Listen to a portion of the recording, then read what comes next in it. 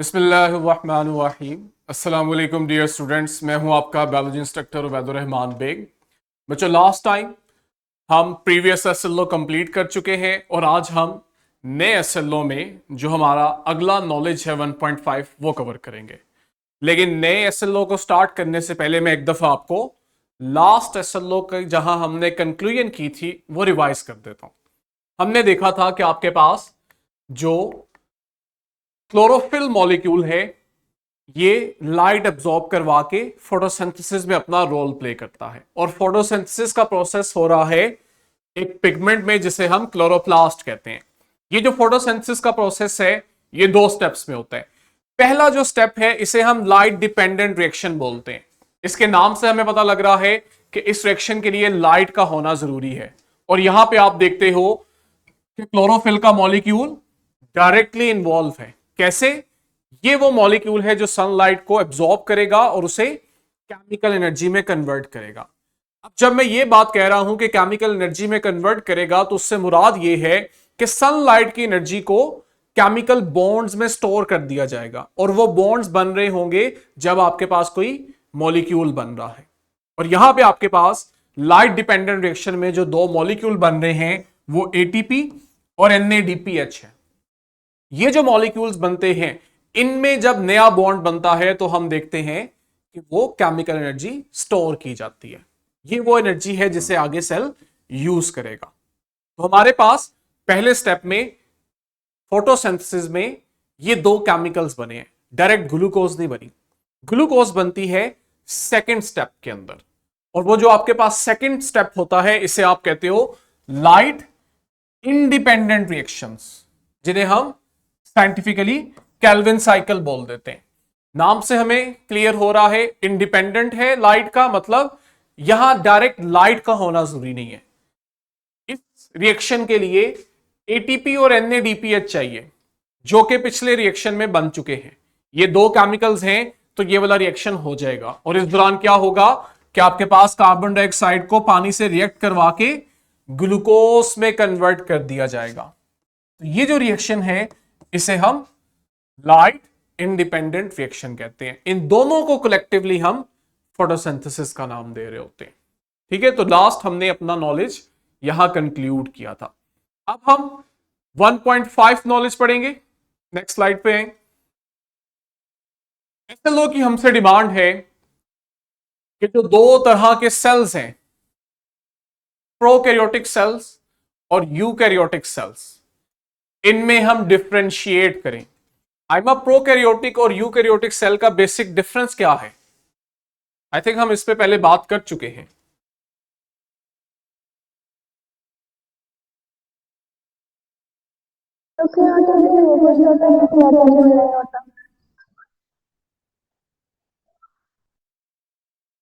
ठीक है, एसएलओ हमारा है differentiate between prokaryotic and eukaryotic cells. और कंडीशन है जी डायग्राम मस्त है, क्योंकि हमें मालूम है कि आपके पास फेडरल बोर्ड में डायग्रामेटिक क्वेश्चन जरूर आएंगे। पहले आते थे, अब रेशो ज्यादा होगी। टाइम मिला तो हम मॉडल पेपर को भी डिस्कस करेंगे। MCQs में भी आएंगे, शॉर्ट में भी और लॉन्ग के अंदर भी। तो इसलिए ये एसएलओ बगैर डायग्राम के इनकम्प्लीट है। डायरेक्ट डिफरेंस पूछा जा रहा है तो हमें इनडायरेक्ट वे में कुछ लाइंस इंट्रोड्यूस करवा के आने की जरूरत ही नहीं है। हम डायरेक्टली आते हैं और इनका डिफरेंस पढ़ते हैं। 9th ग्रेड में ये दो टर्मिनोलॉजीज हम पढ़ चुके हैं। फर्क क्या था? बहुत बेसिक फर्क। दो तरह के सेल्स हैं, जब आप इन्हें माइक्रोस्कोप के नीचे देखते हो तो आपको पता लगता है एक सेल वो है जिसका जेनेटिक मटेरियल किसी न्यूक्लियस में नहीं पड़ा हुआ, उसके अराउंड कोई न्यूक्लियर मेम्ब्रेन नहीं है। जब न्यूक्लियर मेम्ब्रेन नहीं है तो न्यूक्लियस ही नहीं है, और अगर न्यूक्लियस नहीं है तो ये जेनेटिक मटेरियल न्यूक्लियस के बगैर पड़ा है। बगैर कहां पड़ा है? ये बगैर न्यूक्लियस के उस सेल के साइटोप्लाज्म में होता है। ऐसा जो सेल होता है इसे हम कहते हैं प्रोकैरियोटिक सेल। न्यूक्लियर मेम्ब्रेन क्यों नहीं होती? हम एक ब्रॉड टर्मिनोलॉजी से बच्चे को यह कंसेप्ट क्लियर करवाते हैं कि प्रोकैरियोटिक सेल असल में वो सेल होता है जिसमें विद इन सेल कोई भी मेम्ब्रेन वाला ऑर्गेनल नहीं होता। देखो माइटोकॉन्ड्रिया के राउंड मेम्ब्रेन है, क्लोरोप्लास्ट के राउंड है, गोल्गी ऑपरेटस के राउंड है, एंडोप्लाज्मिक रेटिकुलम के राउंड है। ऐसा कोई भी ऑर्गेनल जहां मेम्ब्रेन आ जाएगी वो आपको इस प्रोकैरियोटिक सेल में नहीं मिलेगा। लेकिन ऐसा ऑर्गेनल जहां मेम्ब्रेन नहीं होती वो आपको मिल सकता है। जैसे जैसे एक बड़ी common example ribosome without membrane है, तो आपको प्रोकैरियोट्स में मिलते हैं, यूकैरियोट्स में भी मिलते हैं।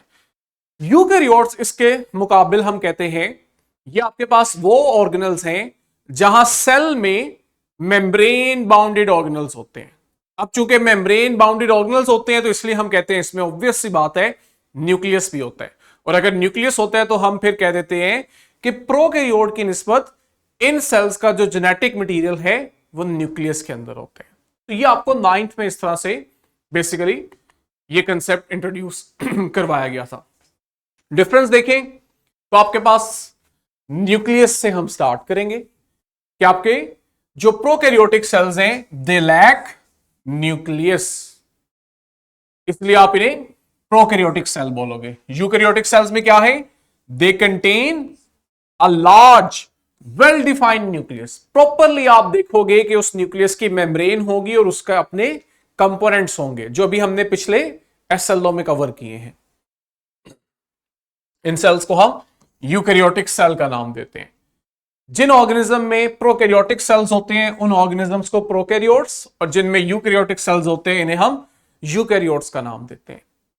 जेनेटिक मटेरियल की बात करें तो इनका जो जेनेटिक मटेरियल है यानी डीएनए वो बगैर किसी न्यूक्लियर मेम्ब्रेन के डायरेक्टली साइटोप्लाज्म में पड़ा हुआ है, जबकि दूसरी तरफ आपके पास ये डीएनए बंद किया गया है न्यूक्लियस के अंदर, और उस चीज को जो कवर कर रही है न्यूक्लियस को वो उसकी मेम्ब्रेन है।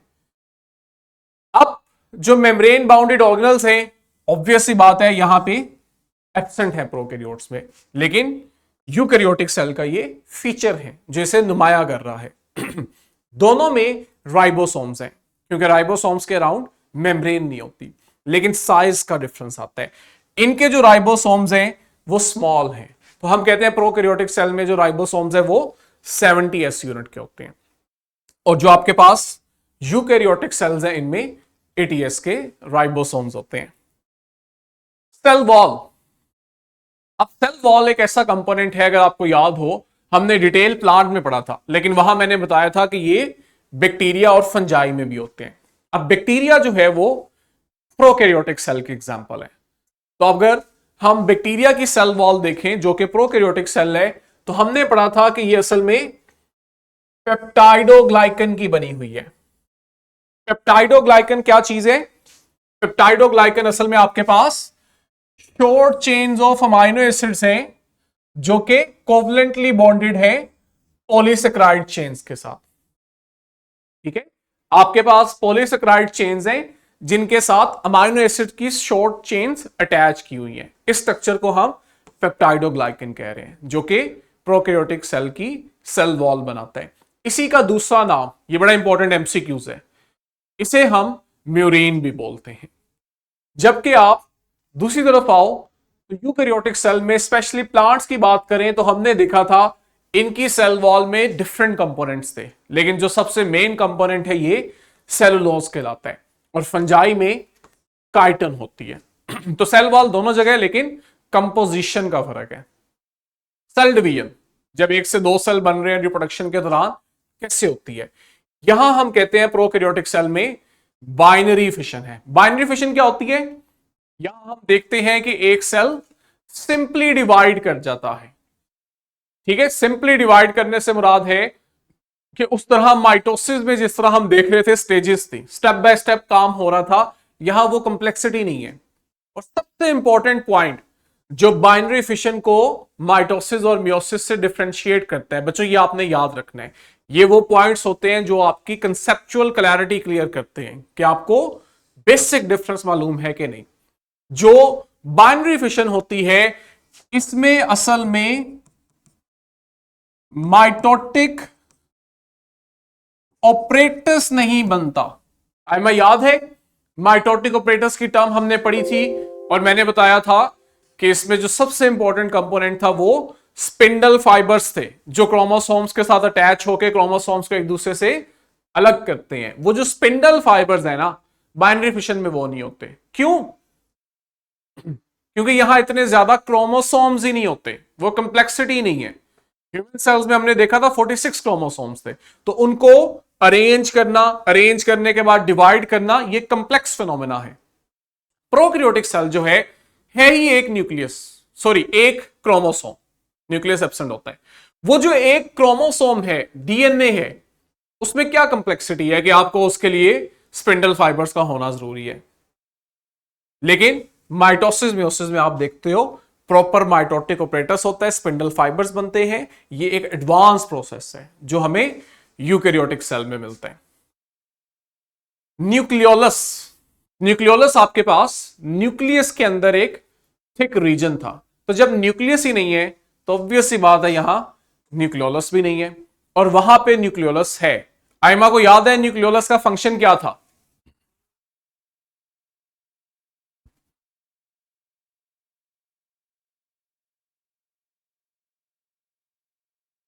हाँ जी आइमा। न्यूक्लियस में जो थिक रीजन था, जिसके आगे से मजीद दो पार्ट्स थे, central fibrillar region, peripheral granular region, कुछ याद आ रहे? मैंने वहां आपको बताया था कि न्यूक्लियोलस का काम राइबोसोम्स की सिंथेसिस करना है। गुड, बिल्कुल ठीक। किंगडम, ये जो आपके पास प्रोकैरियोटिक सेल्स हैं, ये किंगडम मोनरा और आर्की के मेंबर्स होते हैं। ठीक है, प्रोकैरियोटिक सेल्स जिन ऑर्गेनिजम्स में है प्रोकैरियोट्स, वो प्रोकैरियोट्स आपके पास दो किंगडम्स में अरेंज है, किंगडम मोनरा और किंगडम आर्की। अब यहां एक पॉइंट मैं आपको क्लियर करना चाहता हूं। एन मुमकिन है कि आप किसी और बुक में देखो, उसमें सिर्फ लिखा होगा किंगडम मोनरा, तो वो गलत नहीं है। असल में हमारे पास जो किंगडम सिस्टम चलता आ रहा है उसमें 5 किंगडम्स हैं, लेकिन अब हमारे पास क्लासिफिकेशन मैकेनिज्म बेहतर हुआ है और उसके बाद हम किंगडम सिस्टम्स की बजाय डोमेन्स की बात करते हैं, और हम 2 की बजाय 3 डोमेन्स बनाते हैं। जहां 5 किंगडम सिस्टम है ना, वहां 2 डोमेन्स हैं। या तो ऑर्गेनिज्म हम कहते हैं प्रोकैरियोटिक सेल्स के साथ होते हैं या यूकैरियोटिक सेल्स के साथ होते हैं, और हम कहते हैं कि इन 2 डोमेन्स में 5 किंगडम्स हैं। लेकिन अब जैसे जैसे साइंटिफिक एडवांसमेंट हो रही है, हमने 6 किंगडम बना लिए हैं, और जब 6 किंगडम बनाए हैं तो हमने एक डोमेन भी इंक्रीज की है। तो 3 डोमेन्स हैं हमारे पास, जिनमें से आगे ऑर्गेनिजम्स को हम 6 किंगडम्स में अरेंज करते हैं। वो जो छठा नया किंगडम हमने ऐड किया ना, वो असल में आर्की है। ठीक हो गया, इसलिए मैंने डिटेल बताई है कि हमें एडवांसमेंट का भी आइडिया हो।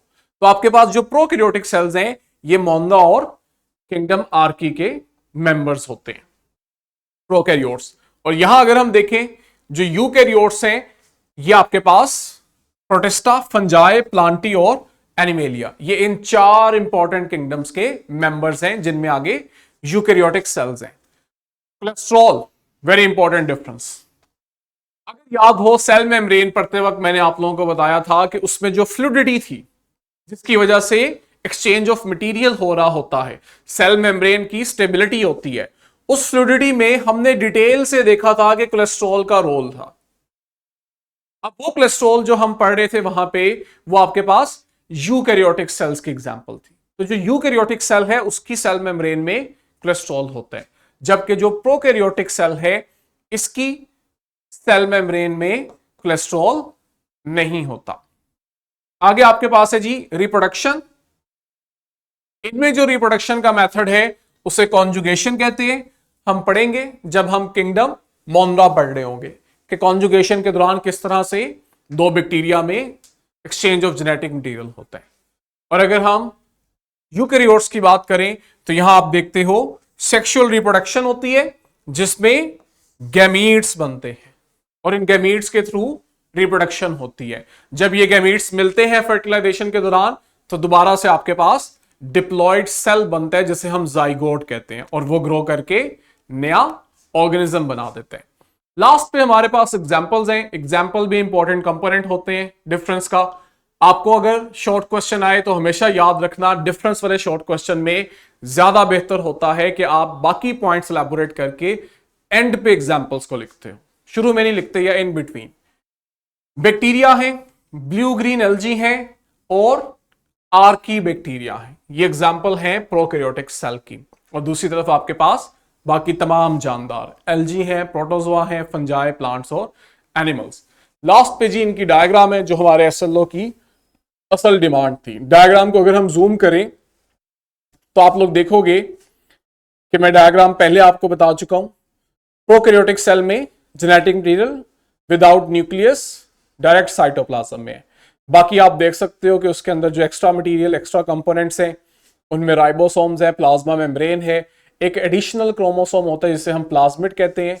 इसका काम रिप्रोडक्शन में नहीं होता, ये सर्वाइवल से रिलेटेड एडवांटेज देता है ऑर्गेनिज्म को।